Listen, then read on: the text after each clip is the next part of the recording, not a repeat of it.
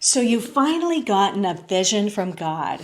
You have clarity and even an action plan to move forward. You've worked through fear and other limiting beliefs, and you've just taken that first step of faith.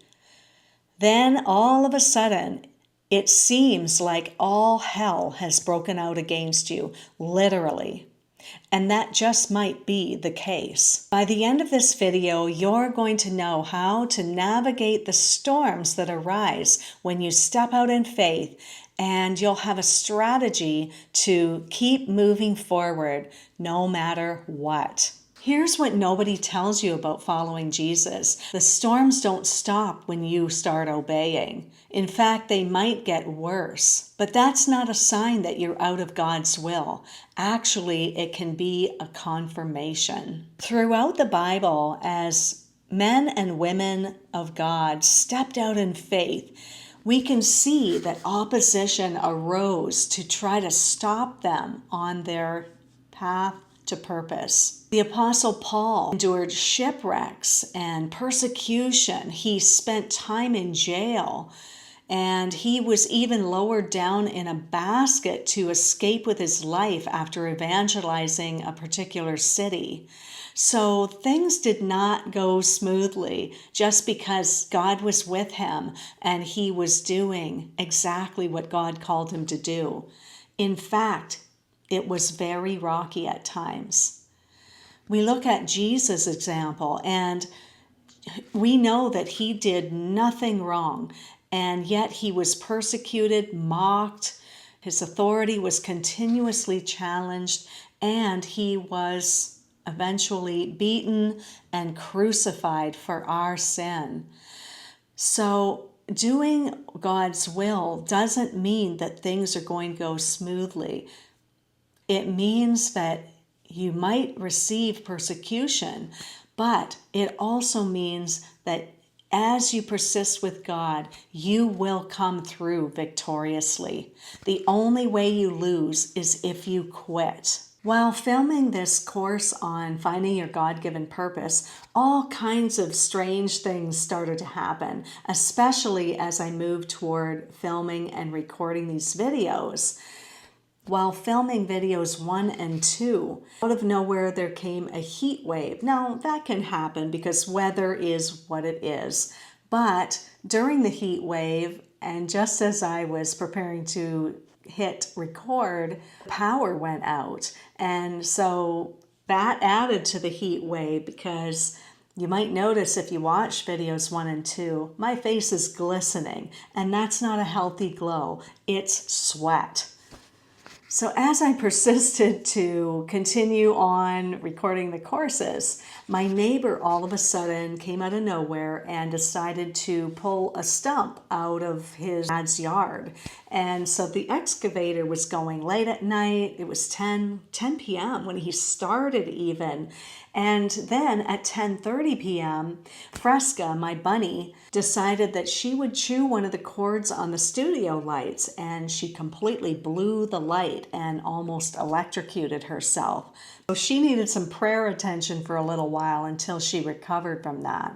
Then some construction was happening in the house that I'm renting, and that was supposed to be 2-3 days, but it turned out to be a week, and in fact it's still going on now. So during the day from 9 till 4 at least, it was absolute chaos all around me, and I knew that the deadline was now, so I couldn't just stop. So after the crew left during the day, I would then film at night, sometimes till after midnight, and I was up till 2:30 and 3 in the morning.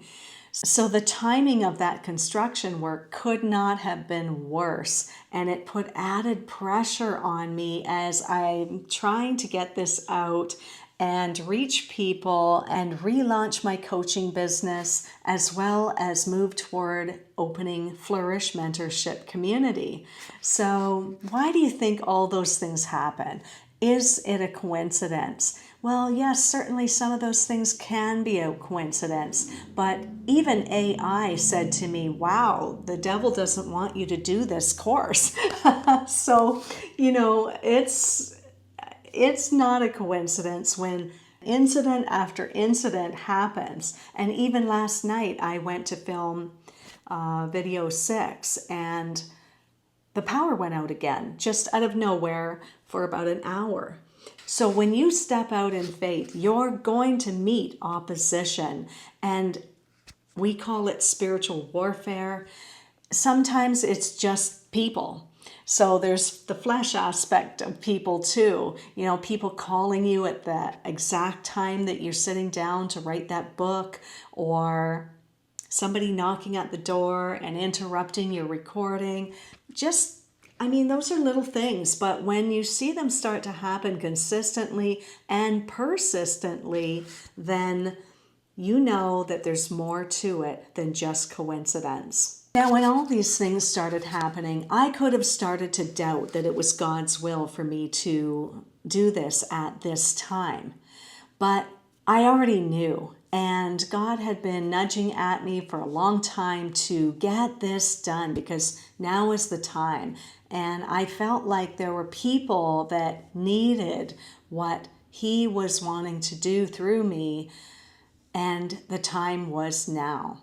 I could have doubted that it was God's will for me to be doing this at this time, but I took it as a sign instead, and I leaned in even harder. Various times throughout my ministry, I experienced challenges so great that it made me want to quit, especially the financial struggles. Everyone seems to have an area that they get hit in more than others, whether it's your health or your finances, maybe it's relationships or marriage. Whatever that struggle is, the enemy knows to hit you where it hurts the most. But the more opposition that came, the more determined I became to keep moving forward with a bulldog faith that became unstoppable. And you can have that too, because it's not something that comes from our own strength. It's something that's supernatural. It's a faith that keeps you going, even in the face of your worst opposition. Here's what I learned in the face of opposition. Storms are resistance training. God is building the muscles you need for your next level. Storms intensify because the enemy is threatened as you move forward into your God-given purpose. When you were an unbeliever, he didn't bother with you because you weren't a threat to his kingdom. But now that you're stepping out in faith and obedience, you are going to have a ripple effect that will touch many lives as you move forward.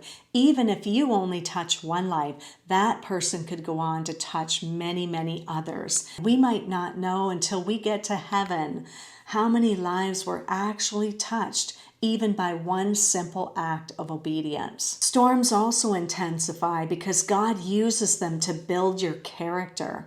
When you get to that place or position God's calling you to, you're going to be an influence to other people, and you're going to make decisions that will affect many lives. And God wants you to be a person of character and integrity in that place of influence. Your testimony is going to be read by others. Someone said once, you are the only Bible that some people will ever read. So when you're on that job and facing persecution, others are watching you and seeing how you respond.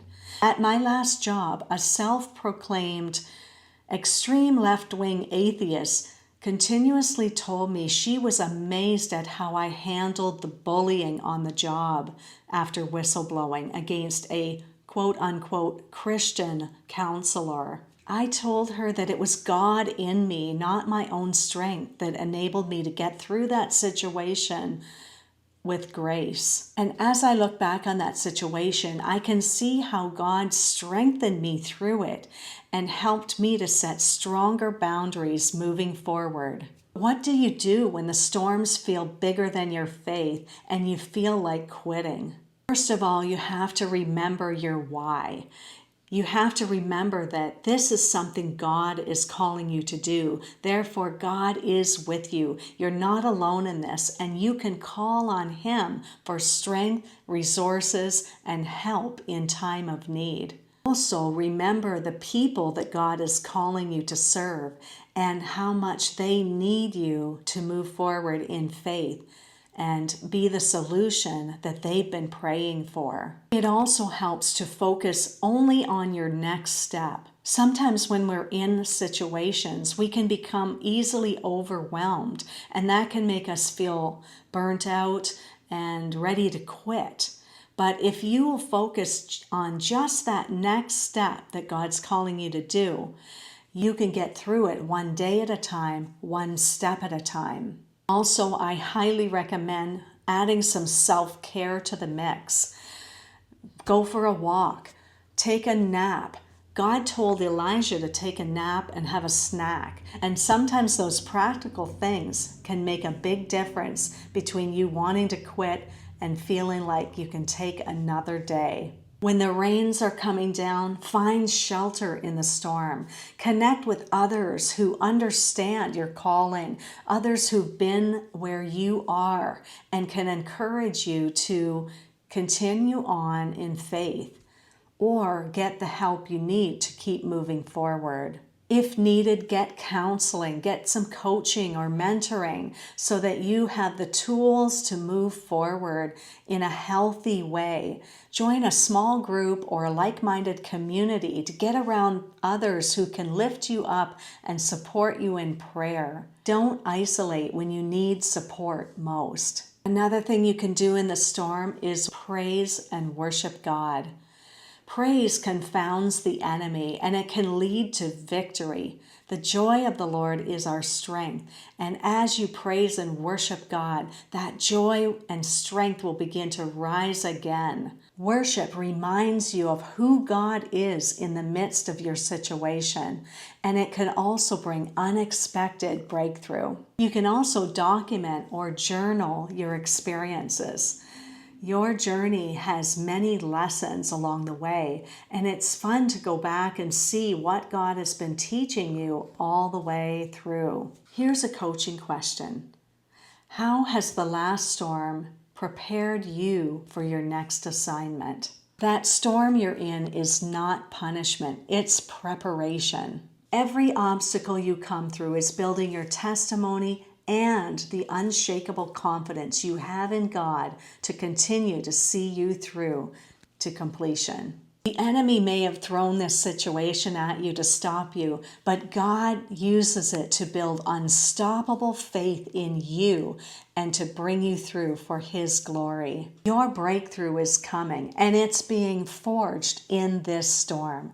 Keep moving forward, and you will see God meet you in a powerful way. Here's the truth. Storms can either make you or break you. It's all up to you. The only way you lose is if you quit. If you'd like help navigating the storm you're going through, I've opened up a limited number of free coaching calls this week. I'd love to help you navigate the storm and move to the other side with victory and breakthrough. Don't weather this alone. Let's work through this together and come out the other side stronger than you've ever been.